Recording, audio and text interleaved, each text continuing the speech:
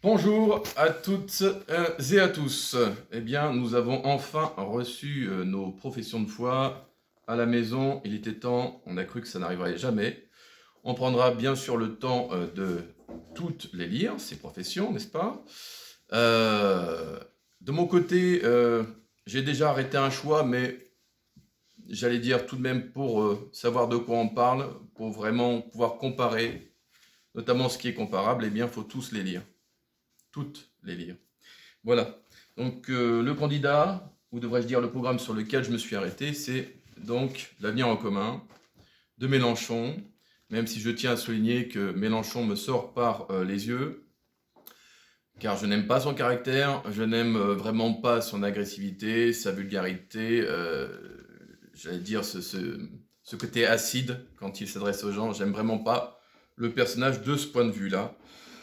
Après, le programme qu'il porte, pour moi, c'est mon choix, c'est mon avis, ça me semble être le plus souhaitable, le plus désirable pour que chacun arrête j'allais dire, de mener des existences atroces. Voilà. Par exemple, des jeunes qui n'ont pas à bouffer, qui ont un mal de chien pour pouvoir financer leurs études, qui ne peuvent pas trouver, j'allais dire, l'énergie, l'enthousiasme de poursuivre leurs études par ailleurs, parce qu'ils sont éreintés par des petits boulots à côté. Donc ça, c'est pas super. Puis après, vous avez tous ceux qui touchent des minima sociaux, qui sont sans cesse mésestimés, dénigrés, qu'on appelle des assistés, des cassos, etc. Parce que ce sont des gens qui n'ont pas une thune, ou alors si ils en ont, ça leur suffit pas pour pouvoir mener une vie digne, ils peuvent pas sortir, pas se vêtir, pas manger, etc. C'est quand même c'est pas super.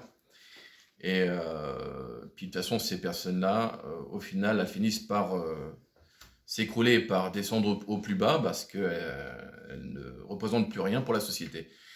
Et on peut aller très loin comme ça, on peut aussi parler des retraités qui sont vraiment mésestimés au possible, c'est-à-dire on les abandonne. On les laisse dans des mouroirs qui sont tenus par des entreprises privées qui sont là pour faire du pognon et que ce pognon-là aille directement dans la poche d'actionnaires aux États-Unis, je pense par exemple.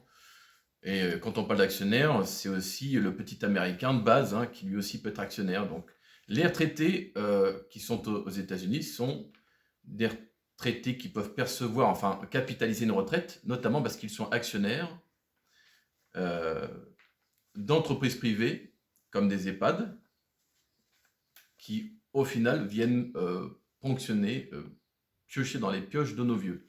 Voilà, donc ça c'était une grande parenthèse. Donc quoi qu'il arrive, tout le monde en prend pour son grade, même les gens qui sont des cadres, qui bossent en tant que cadres, même le français moyen, quoi qu'il arrive, il se fait ponctionner comme c'est pas permis, il se fait taxer comme c'est pas permis, donc en fin de compte, tout le monde en prend pour son grade. Les jeunes, les plus pauvres, la classe moyenne, les personnes âgées, voilà, etc. Donc ça, c'était pour la grande introduction. Et donc tout ça, bah oui, c'est ce qui me fait me décider d'opter pour ce programme où, par exemple, pour régler des problèmes de consommation, par exemple, on bloque les prix et on les baisse. Donc le carburant, on le redescend, je crois, à 1,40. La nourriture, eh bien, je crois on la détaxe, ou on baisse en tout cas la taxe, de telle sorte que ça soit accessible pour tout ce qui est produit de première nécessité, quoi, le riz, les pâtes, ce genre de choses. L'énergie va aussi le baisser parce que ça coûte très cher, le gaz, l'électricité, l'eau. En particulier l'électricité et le gaz qui ont super augmenté, ça coûte super cher. Bref, et donc apparemment, le programme, pour ce que j'en lis, eh bien, il propose d'augmenter le SMIC à 1 400 euros. Comme ça, on a un salaire à peu près décent. La même somme serait attribuée donc pour les retraites à taux plein, ainsi que pour les adultes handicapés. Donc, ils auront toutes et tous une vie digne avec une telle somme. Et bien ensuite, pour tous les autres, ceux qui sont soit étudiants ou alors qui perçoivent des minima sociaux, ils recevront 1063 euros, ce qui est tout à fait honorable. Voilà, et puis il y a plein de points intéressants comme la gratuité à la cantine pour les enfants, parce que ça représente un coût tout à fait conséquent. Puis après, il y a plein de points qu'on avait déjà vus, comme la retraite à 60 ans, parce que avec l'automatisation aujourd'hui, donc l'intelligence artificielle et tout, il n'est pas normal qu'on travaille jusqu'à ce qu'on soit littéralement écroulé à terre, quoi. On a des machines qui surproduisent, on devrait pouvoir s'arrêter de travailler plus tôt. Après, bon, bah voilà, les 1063 euros dont j'ai parlé, bien, c'est la garantie d'autonomie qui s'adresse à toutes les personnes de 18 ans à la retraite. Voilà, comme ça au moins c'est très clair. Auparavant, je crois que ça s'appelait garantie dignité, pour ce que j'en avais lu. Après, il y a plein de points très intéressants, comme le remboursement des soins à 100% par la sécurité sociale, le fait de recruter 100 000 soignants pour l'hôpital et 240 000 pour les EHPAD. Donc ça va redonner du boost, parce qu'il y en a besoin. Parce qu'actuellement, il y a quoi? Peut-être une personne qui s'occupe de, je sais pas moi, peut-être de 10 retraités. C'est beaucoup trop de travail, du coup, un retraité ne peut pas aller aux chiottes, il se fait dessus, il peut pas... on ne le lave qu'une ou deux fois par semaine, c'est juste inhumain. Et petit point intéressant que j'ai lu tout à l'heure, c'est que les EHPAD, dorénavant, seront des établissements à but non lucratif. Pour qu'on arrête de faire du pognon sur les vieux, pour faire simple. Je parle de manière familière, mais ce n'est pas du tout désobligeant.